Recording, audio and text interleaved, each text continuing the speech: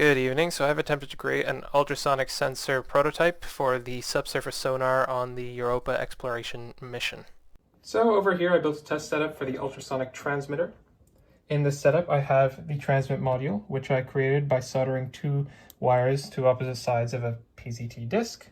There's an off-the-shelf ultrasonic receiving module, which I'm using to validate the results or the signal of the transmitter.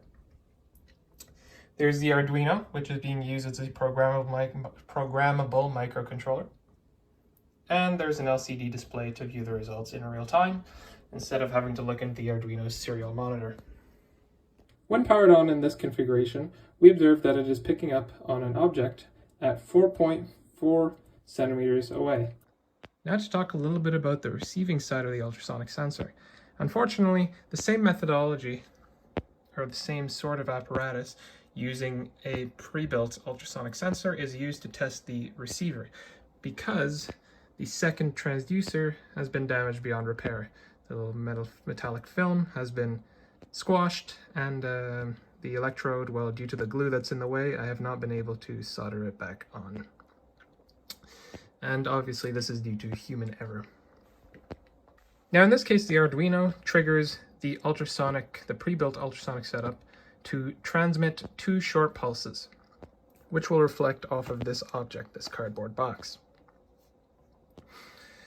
The ultrasonic receiver will receive the reflected wave, and that reflected wave will be passed through a full wave bridge rectifier. Due to the various setbacks of this project described in the report, such as this precision full wave rectifier not working, as well as the RC bandpass filter that I had assembled, I did not have the time to implement a proper data handling script within the Arduino. So to test whether our receiving transducer is actually working, as well as our full wave bridge rectifier, and also to test this rectifier which didn't work, I used an oscilloscope that I had at my disposal.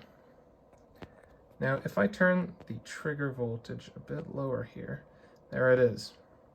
So on this oscilloscope, which its probes are connected to both directly the ultrasonic transducer as well as the bridge rectifier. In yellow we have the signal that's a straight output from the ultrasonic transducer, or the receiver rather. And in blue we have the output of the rectifier. Both have their center line at 0 volts. Simply they are just separated on the screen so that we can take a look at both signals together without having them laid over each other. We can observe that the rectified signal is in fact lower in amplitude than the raw signal. This is because of the forward voltage drop-off that each one of these diodes has. At any time, there is always current flowing through two diodes. Summing up the voltage losses of 0.7 volts leads to a 1.4 volt loss in signal magnitude at all times through the rectifier. And that attenuates the raw signal. As a result, that will limit our range as well.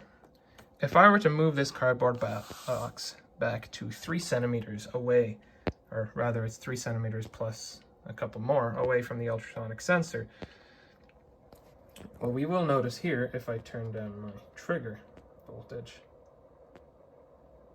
is that the amplitude of the pulse on the rectified signal is becoming increasingly smaller.